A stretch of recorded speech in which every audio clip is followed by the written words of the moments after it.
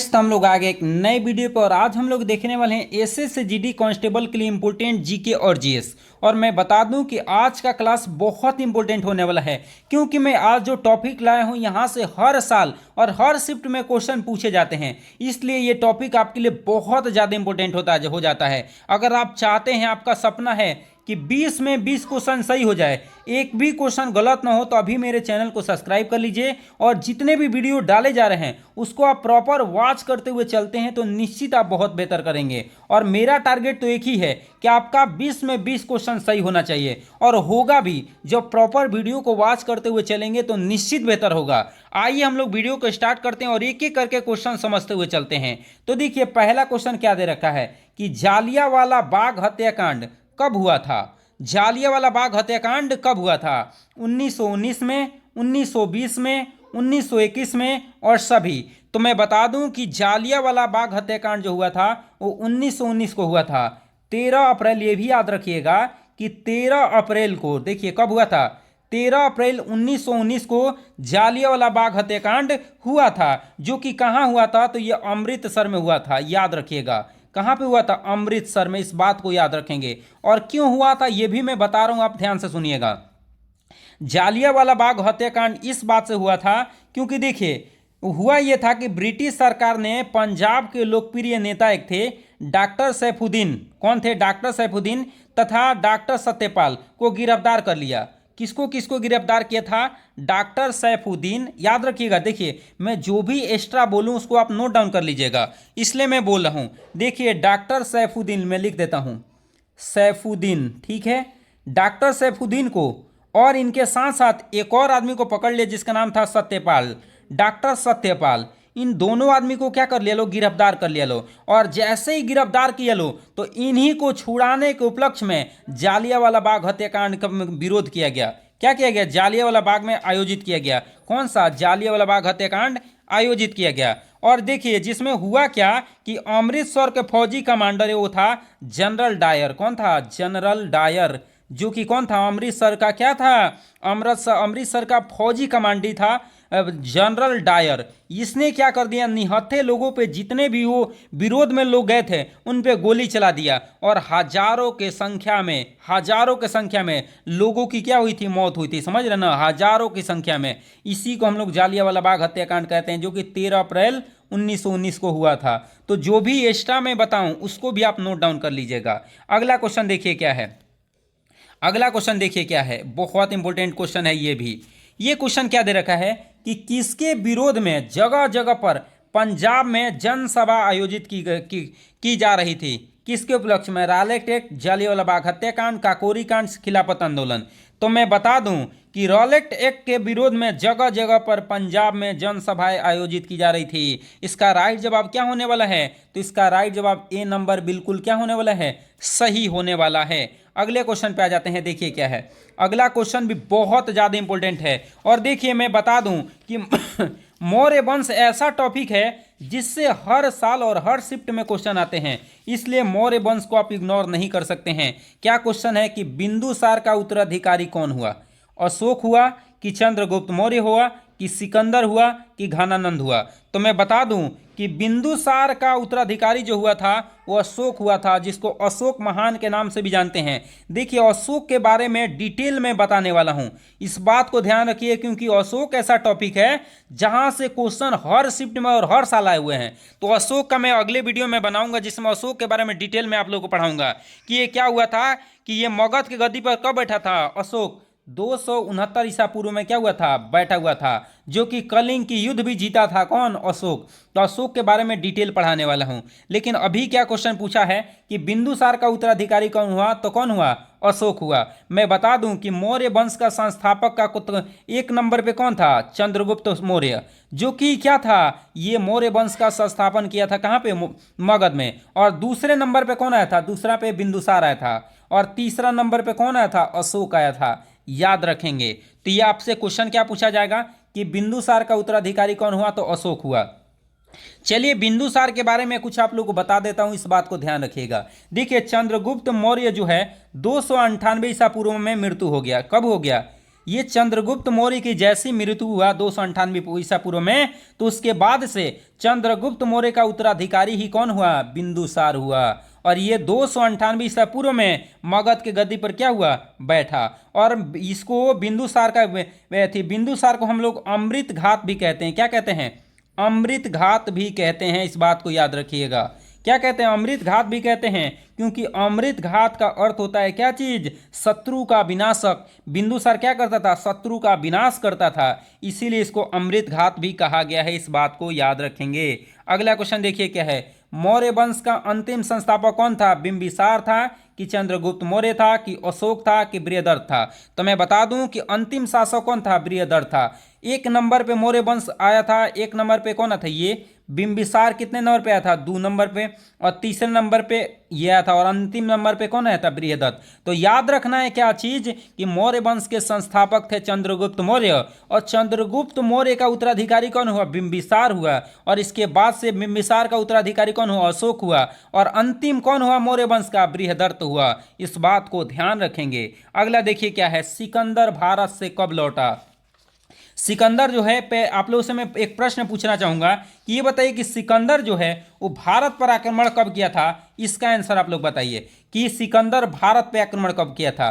323 ईसा पूर्व में, 325 ईसा पूर्व में, 300 ईसा पूर्व में, सभी में। तो मैं बता दूं कि सिकंदर जो है भारत कब लौटा? तो मैं बता दूं कि इस बात को ध्यान रखना है कि सिकंदर 325 ईसा पूर्व में भारत से लौटा। तो भारत से कब लौटा था? 325 ईसा पूर्व में लौटा था। इस बात को याद रखेंगे, ये बहुत ज्यादा इंपॉर्टेंट है। और एक और बात बता दूं, ये क्या हुआ था? 325 ईसा पूर्व में भारत से लौटा था, लेकिन इसकी 323 ईसा पूर्व में ही क्या हो गई थी? मृत्यु हो गई थी। इस बात को याद रखिएगा कि सिकंदर की मृत्यु 323 ईसा पूर्व में हो गया था। याद रखिएगा इस बात को।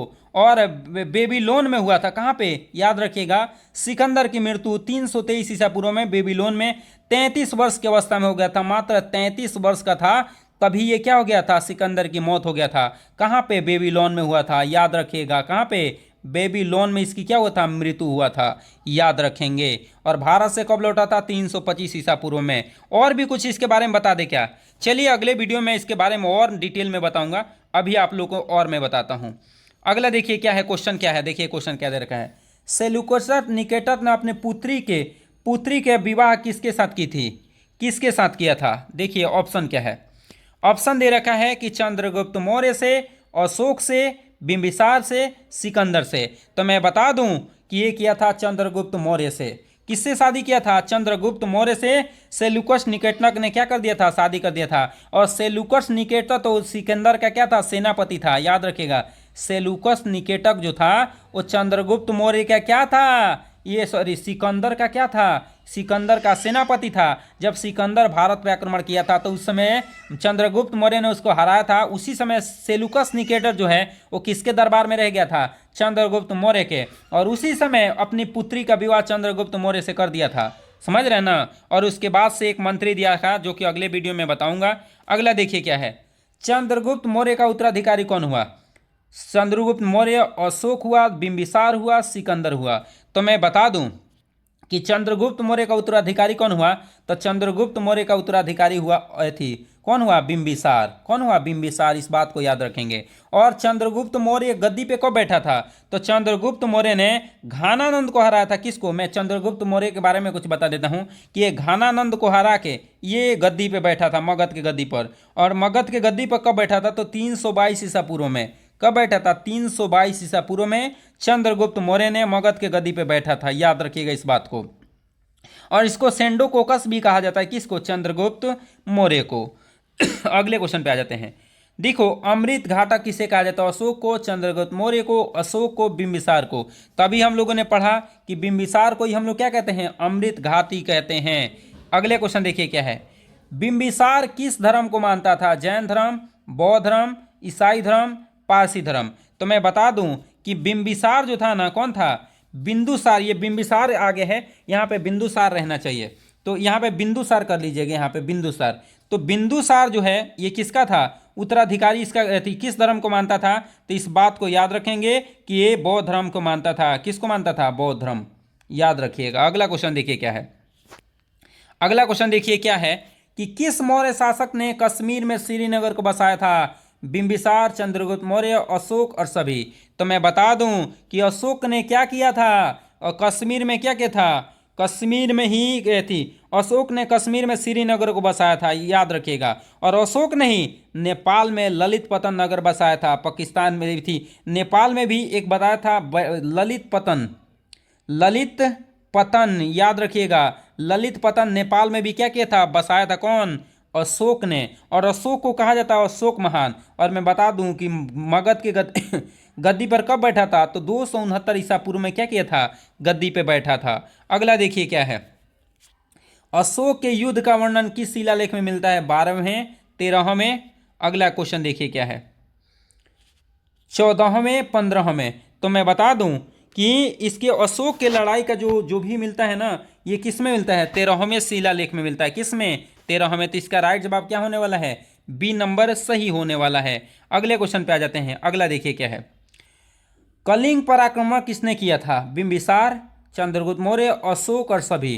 तो मैं बता दूं कि अशोक ने कलिंग पर आक्रमण किया था। जैसे ही 269 ईसा पूर्व में ये क्या किया था? गद्दी पे बैठा। ठीक उसके 8वां साल बाद, कितने वर्ष बाद? 8 वर्ष बाद इसने क्या कर दिया? कलिंग पर आक्रमण कर दिया।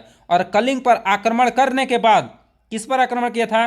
कलिंग पर आक्रमण कर दिया। और मैं बता दूं कि उस समय कलिंग की राजधानी कहाँ थी? तोसली पर अधिकार कर लिया। किस पे अधिकार कर लिया? तोसली पर। और वहां के कलिंग का राजा कौन था? खारबेल था। कौन था? खारबेल। याद रखिएगा मैं क्या मैं बोल रहा हूं, ये सुनिए। इसका तो राइट जवाब सी हो जाएगा। लेकिन कलिंग पर कितना वर्ष? 8वां वर्ष। जैसे गद्दी पर बैठा था ठीक 8वां साल क्या कर लिया? उसने कलिंग पर युद्ध किया और उसकी राजधानी तोसली पर क्या कर लिया? अपना हक जमा लिया। और वहां का राजा कौन था? तो खारबेल था। कौन था? खारबेल राजा था, खारबेल। ये भी याद रखेंगे भाई, जो भी एक्स्ट्रा बात बताया जाए उसको भी याद रखा करिए। अगला क्वेश्चन देखिए क्या है। मेगास्थनीज के अनुसार पाटलिपुत्र में कितने द्वार थे? 64, 23, 34, 10। तो मैं बता दूं कि मेगास्थनीज के अनुसार पाटलिपुत्र में 64 द्वार थे। कितने थे? 64। इस बात को याद रखिएगा कि मेगास्थनीज के अनुसार कितने द्वार थे? तो 64 द्वार थे। इस बात को भूलना नहीं है। और मैं बता दूं कि मेगास्थनीज को, ये मेगास्थनीज जो था वो सेलुकस निकेटक का राजदूत था। ये मेगास्थनीज किसका था? सेलुकस निकेटक। मैंने बताया भी है, सेलुकस निकेटक अपने पुत्री का शादी किससे किया था? चंद्रगुप्त मौर्य से। तो सेलुकस निकेटक जो था वो अपने राजदूत जो है मेगास्थनीज को और चंद्रगुप्त मौर्य के दरबार में छोड़ दिया था। और उसके बाद से चंद्रगुप्त, ये मेगास्थनीज के एक बुक का नाम भी है, याद रखना, इंडिका। कौन सा बुक का नाम है? इंडिका। याद रखेंगे। अगले क्वेश्चन पे आ जाते हैं। सेलुकस निकेटक का राजदूत कौन था जो चंद्रगुप्त मौर्य के दरबार में रहता था? घानानंद, सेलुकस निकेटक, मेगास्थनीज, साबी। तो मैं बता दूं कि इसका राइट आंसर होने वाला है क्या चीज? मेगास्थनीज। और इसके बुक का नाम क्या है? इंडिका नाम है। याद रखिएगा। अगले क्वेश्चन पे आ जाते हैं। अगला क्वेश्चन देखिए क्या है। चलिए, तो इतना ही क्वेश्चन है, तो आज इतना ही रहने देंगे। लेकिन हाँ, वीडियो अच्छा लगा होगा तो आप लोग जरूर चैनल को सब्सक्राइब करेंगे और वीडियो को शेयर करेंगे। और वीडियो लाइक नहीं किएंगे तो वीडियो को लाइक भी करेंगे। चलिए, तो मिलेंगे अगले वीडियो में। तब तक के लिए जय हिंद।